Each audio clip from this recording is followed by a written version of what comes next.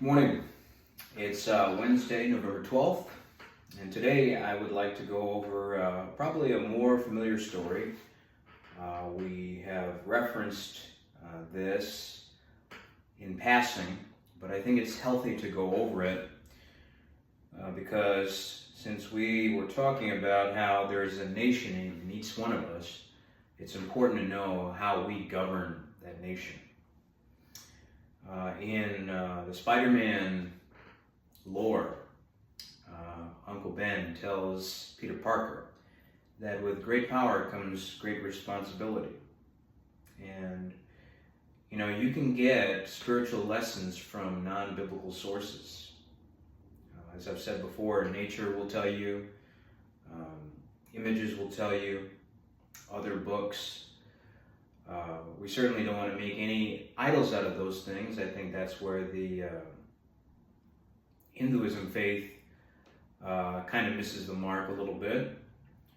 But everybody's journey to understanding those principles is unique. So I just focus on my path to that kind of clarity, spiritual clarity, and I try to encourage everybody else to embark on that journey as well. So in order to assist us on that journey, I'd like to go over a quick story, again regarding King David, and this is going to be just after he has gotten to know Bathsheba pretty well. This is 2 Samuel chapter 11, verse 26 onwards. We're going to read into chapter 12 a little bit. And when the wife of Uriah heard that Uriah, her husband, was dead, she mourned for her husband. And when the mourning was past, David sent and fetched her to his house, and she became his wife, and bare him a son. But the thing that David had done displeased the Lord. And the Lord sent Nathan unto David. And he came unto him and said unto him, There were two men in one city, the one rich and the other poor. The rich man had exceeding many flocks and herds, but the poor man had nothing, save one little ewe lamb. Ewe is spelled E-W-E, ewe, a young small lamb, which he had bought and nourished up, And it grew up together with him and with his children. It did eat of his own meat, and drank of his own cup, and lay in his bosom, and was unto him as a daughter. And there came a traveler unto the rich man, and he spared to take of his own flock and of his own herd, to dress for the wayfaring man that was come unto him, but took the poor man's lamb, and dressed it for the man that was come to him. And David's anger was greatly kindled against the man. And he said to Nathan, As the Lord liveth, the man that hath done this thing shall surely die, and he shall restore the lamb fourfold, because he did this thing, and because he had no pity. And Nathan said to David, Thou art the man. Thus saith the Lord God of Israel, I anointed thee king over Israel, and I delivered thee out of the hand of Saul. And I gave thee thy master's house, and thy master's wives into thy bosom, and gave thee the house of Israel and of Judah. And if that had been too little, I would moreover have given unto thee such and such things. Wherefore hast thou despised the commandment of the Lord to do evil in his sight? Thou hast killed Uriah the Hittite with the sword, and hast taken his wife to be thy wife, and hast slain him with the sword of the children of Ammon. Now therefore the sword shall never depart from thine house, because thou hast despised me, and hast taken the wife of Uriah the Hittite to be thy wife. Thus saith the Lord, Behold, I will raise up evil against thee out of thine own house, and I will take thy wives before thine eyes, and give them unto thy neighbor, and he shall lie with thy wives in the sight of this sun. For thou didst it secretly, but I will do this thing before all Israel, and before the sun. And David said unto Nathan, I have sinned against the Lord.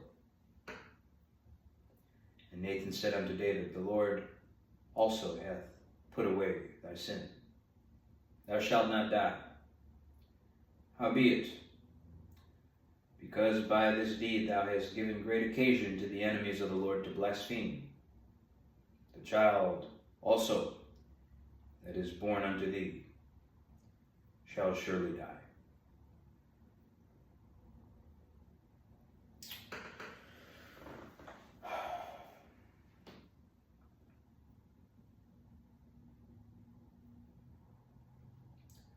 There's a nation inside all of us that we have been entrusted to govern. The parable of the talents in the New Testament says the master distributes talents differently to different people. Some have 5 talents, some have 2, some have 1. But it's not how many you start with. It's what you do with the talents that you have. Talents has taken on a English term of gifting, and that's kind of a convenient metaphor that we can use. But as we mentioned before, talents are literal investments, like gold or silver. So if someone gives you any amount of gold or silver, they must trust you very much. So when someone trusts you with such an investment, the honorable thing to do is to steward that investment very well. We would love to believe that we are Nathan in this story, telling the truth to power, blamelessly at every opportunity. But the fact remains, we have been on the rooftop looking at Bathsheba. Jesus said, if a man looks at a woman in his heart with lust or covetousness, what's the 10th commandment? Thou shalt not covet thy neighbor's wife.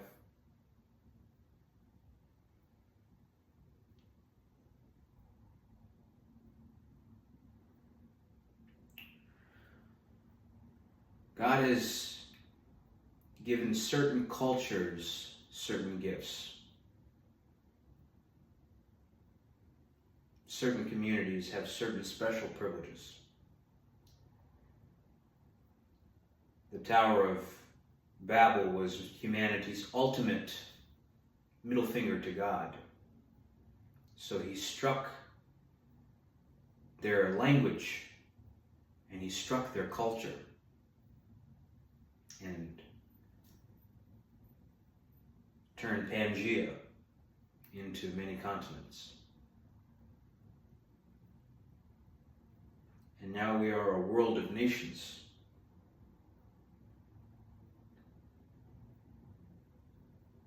So when we look on our ethnic differences, we need to both appreciate and respect our own unique giftings and be willing to accept that others will be stronger in some areas. And it is our job to respect those as well. And I don't think there's anything wrong with healthy exchange of commodities. I have been the beneficiary of several African American entrepreneurs that took me under their wing and have been graciously accepted into certain communities in moments of joy and celebration, and I'm extremely grateful for that, eternally grateful for that. And so part of the reason I'm even revealing that I have a spiritual lineage is as a permanent thank you for that extension of grace in a time when I desperately needed it.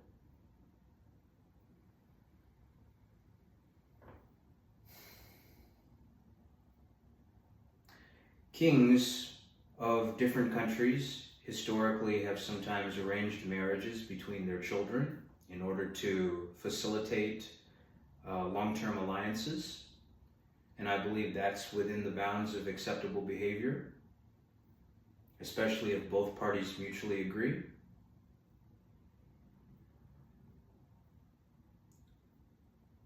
But there's a dignified way to do everything. There's a dignified way to have a partnership. Contracts should have plain language, clean, simple language. A handshake should mean something.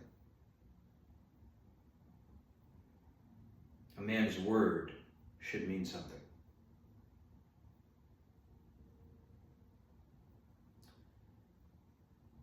We used to understand that.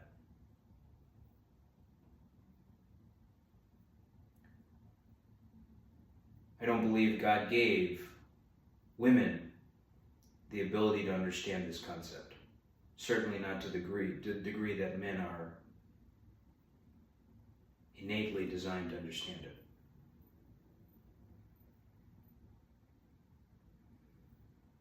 I don't think any company has gotten better by an HR department.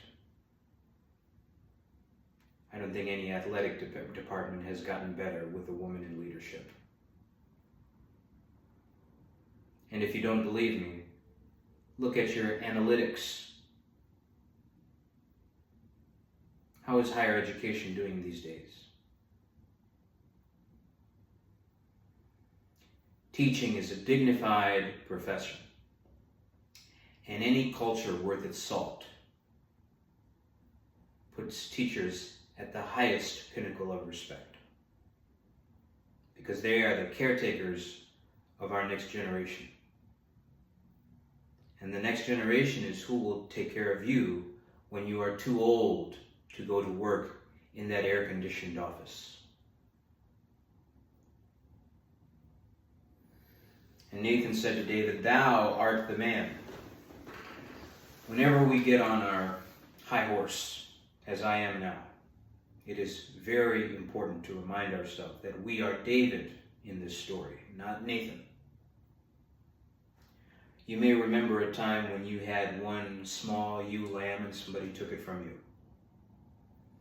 But far more often, you've been the wealthy man. I've been the wealthy man that has taken from those that didn't have, so that I could keep my accounts where I wanted them, so I could earn interest on a higher level of principal for a little while longer.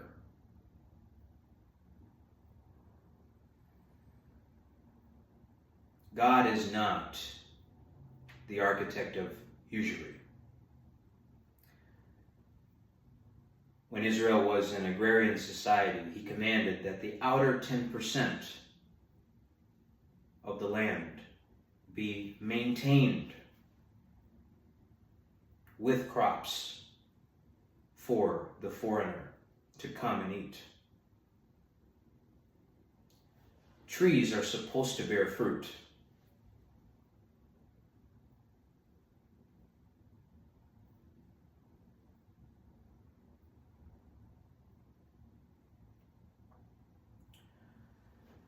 The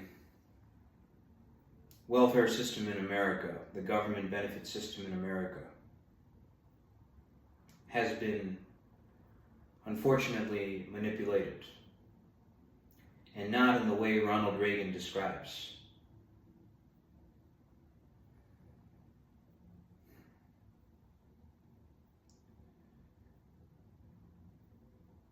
The complacency of the majority communities in this country when the foreigner and the marginalized are being oppressed for their daily needs. God sees that complacency. And when it's time for Him to show mercy, I wouldn't want to be in your shoes at that time.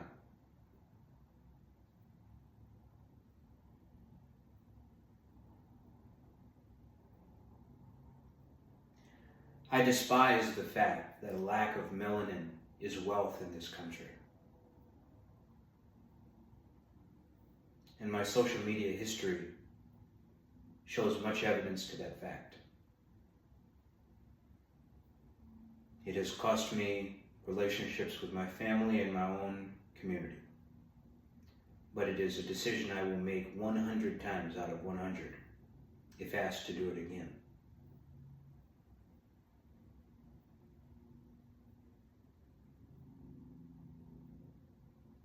For thou didst it secretly, but I will do this thing before all Israel and before the sun. And David said unto Nathan, I have sinned against the Lord.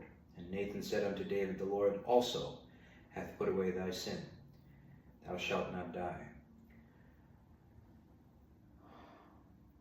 The Lord is full of love and mercy and compassion, but that does not mean He is not just and fair. He operates outside of time, which means, unfortunately, we have to be patient while the wheat and chaff grow together. In that parable, Jesus said, the enemy has done this. You didn't do anything to incur these circumstances upon yourself. The enemy did it. Unfortunately, we do have to wait for the wheat and the chaff to grow fully so that during harvest they can be separated. We need to pick our side today. Are we wheat or are we chaff? You don't need a master's in divinity from an American white seminary to know what's in your conscience, to know what wheat is and what chaff is.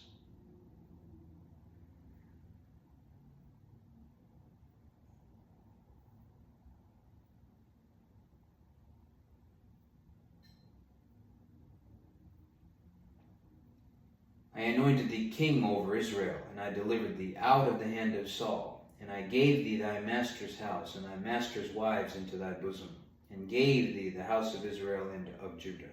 And if that had been too little, I would moreover have given unto thee such and such things. Our impatience for our harvest can lead to devastating moral failure.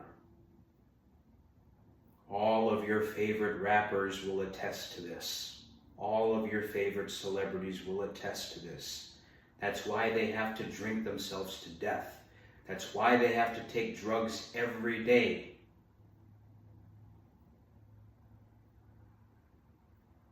Heed their warnings. Delayed gratification is always better. And in the meantime, it allows you to work on the more deeper foundations in your soul, which are far more eternal.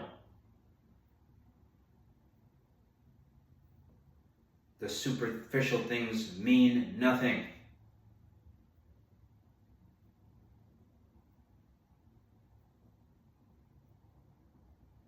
Focus on what's important. And don't steal from the poor.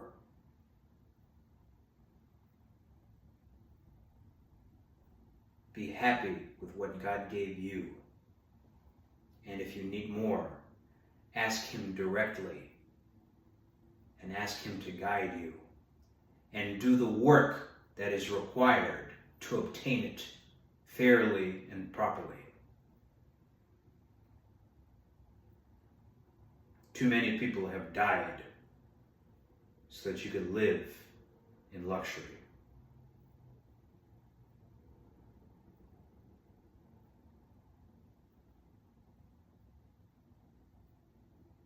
And now even children have to die.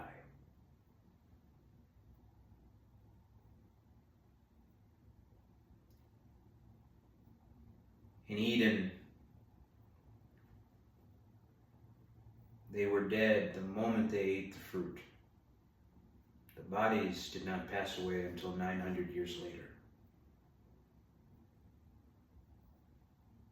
But the root was gone at that very moment. Our children's innocence has been taken because of our decisions. And we will be accountable for that.